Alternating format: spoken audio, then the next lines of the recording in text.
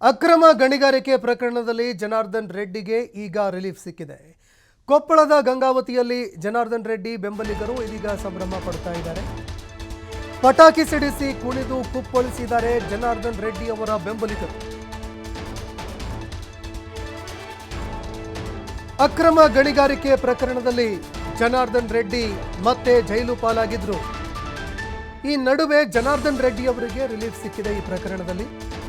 ಹೀಗಾಗಿ ಕೊಪ್ಪಳದ ಗಂಗಾವತಿಯಲ್ಲಿ ಜನಾರ್ದನ್ ರೆಡ್ಡಿ ಅವರ ಬೆಂಬಲಿಗರು ಸಂಭ್ರಮ ಪಟ್ಟಿದ್ದಾರೆ.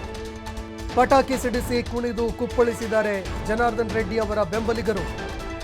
ಗಂಗಾವತಿ ನಗರದ ಗಾಂಧಿ ವೃತ್ತದಲ್ಲಿ ಸಂಭ್ರಮಾಚರಣೆ ಮಾಡಿದ್ದಾರೆ. ಜನಾರ್ದನ್ ರೆಡ್ಡಿ ಫೋಟೋಗೆ ಹಾಲಿನ ಅಭಿಷೇಕ ಮಾಡಿ ಸಂಭ್ರಮಿಸಿದ್ದಾರೆ.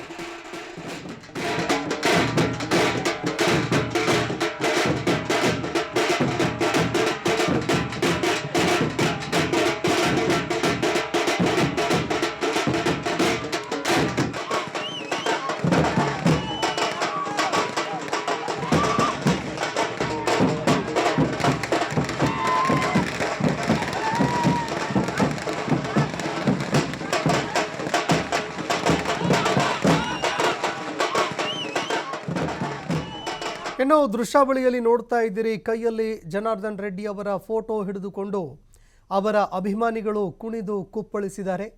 ಜನಾರ್ದನ್ ರೆಡ್ಡಿ ಅವರ ಸಂಪೂರ್ಣ ರಾಜಕೀಯ ಭವಿಷ್ಯ ಮೂಲೆಗುಂಪಾಯಿತು ಅನ್ನುವಂತಹ ಮಾತುಗಳು ಚರ್ಚೆ ಆಗ್ತಾ ಇತ್ತು. ಅದಕ್ಕೆ ಕಾರಣ ಕೂಡ ಇತ್ತು.